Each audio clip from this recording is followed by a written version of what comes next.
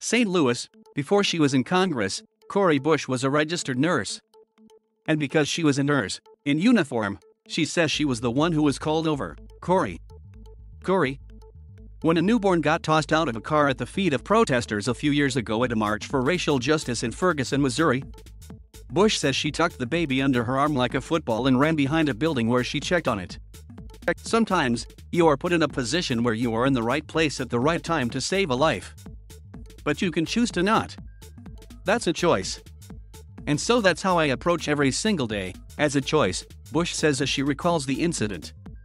People are hurting every single moment, every single day, and we know this. So it's a choice to actually go and do the work. Bush is only about 1 year into her first term and is already one of the highest-profile progressives in the House of Representatives.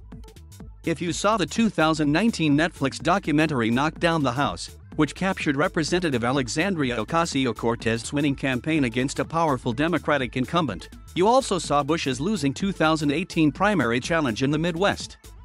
If you heard of the lawmaker who camped out on the Capitol steps over the summer and was widely credited with winning an extension of the eviction moratorium, you've heard of Bush as she is today.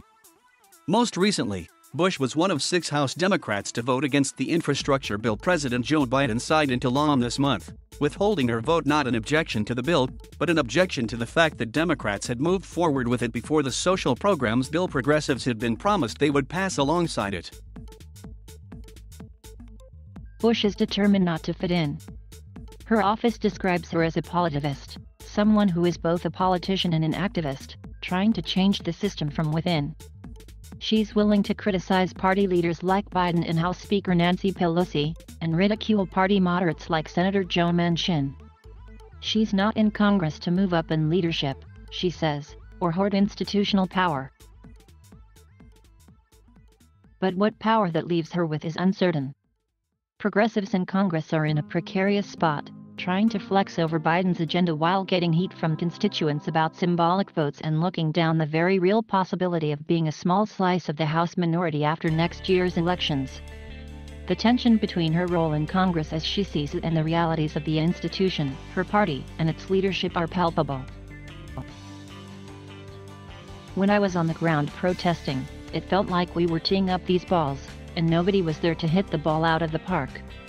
So now I'm like, okay, I know who tees up the balls, so I'm not going to push you all away, Bush tells BuzzFeed News. You keep teeing up these balls, and I'm in the position to hit them.